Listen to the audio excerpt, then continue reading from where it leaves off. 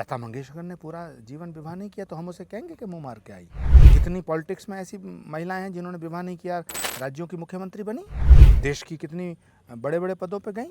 अगर किसी को महिलाओं में वैश्या नजर आती है, पर मुझे तो हर वैश्या में देवी नजर आती है। हाउ कैन आई से कि आप वैश्या हैं? हाउ कैन आई से कि जो लिव इन में रह रही है वो वैश्या है? हाउ कैन यू से लिव इन में रहने वाली सब वैश्या हैं? तो मैं तमाम कथावाचकों से ये निवेदन करना चाहता हूँ, उनको लोग सुनते हैं नारियों के विषय में, माँ बहनों के विषय में, बेटियों के विषय में बहुत मर्यादित भाषा का इस्तेमाल करें। अच्छा आचार्य जी, आप पीठाधीश्वर हैं। अनिरुद्धाचार्य, प्रेमानंद जी लड़कियों को लेकर, लिविंग को लेकर, उम्र को लेकर जो बात कर रहे हैं उस पर क्या विचार रखते हैं आप? देखिए, ये वो धरती है जहाँ नारियों की पूजा होती है। यत्र नार्यस्तु पूजन्ते रमन्ते तत्र देवता। हमारे यहाँ शक्ति को पूजा गया है और नारी शक्ति का स्वरूप है। कहते हैं ना, शक्ति स्वरूपा, दुर्गा स्वरूपा, लक्ष्मी के रूप में, सरस्वती के रूप में, हमने गंगा के रूप में, गायत्री के रूप में हमने स्त्री को पूजा है जी। अब अगर किसी को महिलाओं में वैश्या नजर आती है, पर मुझे तो हर वैश्या में देवी नजर आती है। अगर कोई वैश्या है उसे भी मैं देवी मानता हूँ।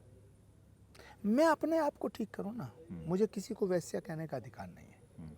तो मैं तमाम कथावाचकों से ये निवेदन करना चाहता हूँ कि वो उनको लोग सुनते हैं नारियों के विषय में, माँ बहनों के विषय में, बेटियों के विषय में बहुत मर्यादित भाषा का इस्तेमाल करें। क्योंकि सच वो नहीं है जो सिर्फ हमने देखा, सच वो नहीं है जो हमने सुना, सच सिर्फ वो नहीं है जो हम जानते हैं, उस सच के पीछे का भी कोई सच हो सकता है। हाउ कैन आई से कि आप वैश्या हैं? हाउ कैन आई से कि जो लिव इन में रह रही है वो वैश्या है? हाउ कैन यू से कि लिव इन में रहने वाली सब वैश्या हैं? ना।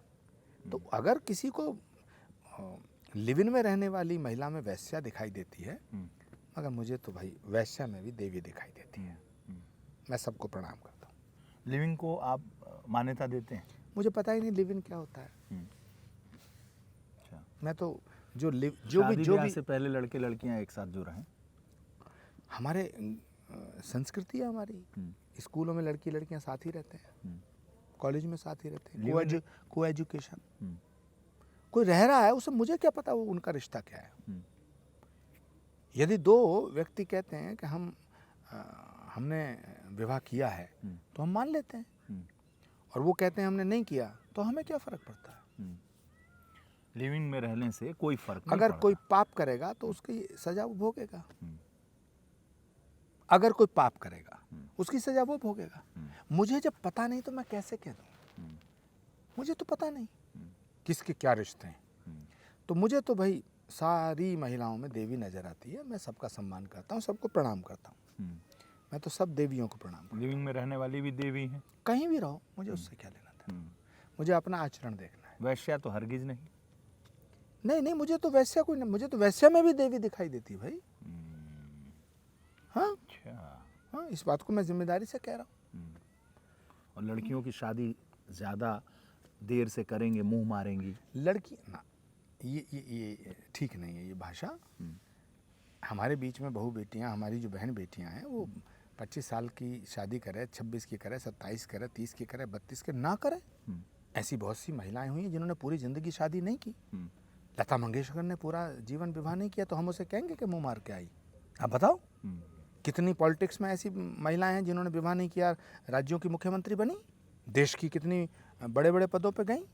ये बहुत अभद्र बातें हैं। मुझे लगता है भारत की नारी शक्ति का स्वरूप है और भारत की नारियों का सम्मान होना चाहिए। हाँ, अगर वो कोई गलत रास्ते पे है तो उसको प्रायश्चित भी करना चाहिए और उसका फल भोगने के लिए तैयार रहना चाहिए। और निश्चित रूप से जो गलत करेगा उसका फल भोगेगा। पर हमें किसी को अपशब्द बोलने का अधिकार नहीं है। ये कथावाचक ऐसा क्यों करते हैं बड़ा, और उसी पे टिके हुए हैं?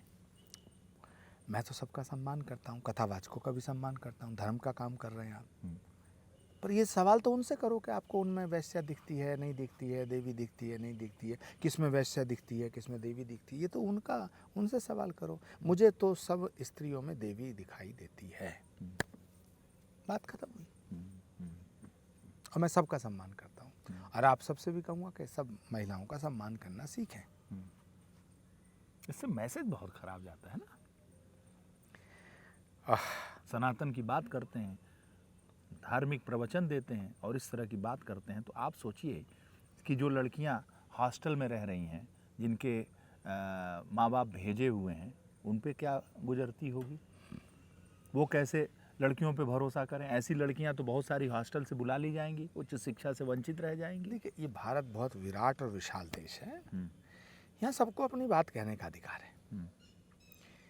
जिन्होंने जो अनुभव किया उन्होंने बोल दिया, तो उसका जवाब वही दे सकते हैं। मैं बार बार एक बात कह रहा हूँ, मुझे भारत की प्रत्येक नारी में देवी दिखाई देती है, मैं उसका सम्मान करता हूँ और करता रहूँगा। बहुत बहुत धन्यवाद।